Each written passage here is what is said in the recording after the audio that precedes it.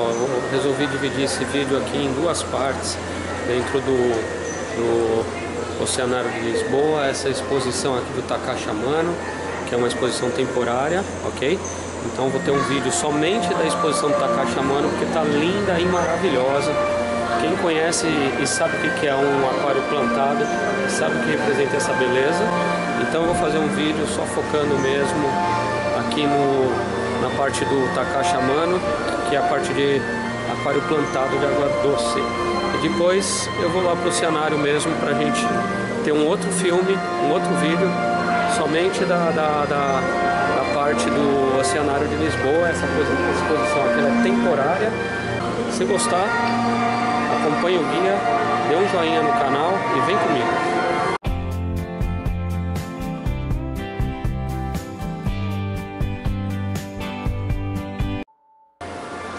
O Takashi Amano faleceu em 2015. Fiquei sabendo agora aqui. Poxa, eu não sabia. Uma grande perda aí.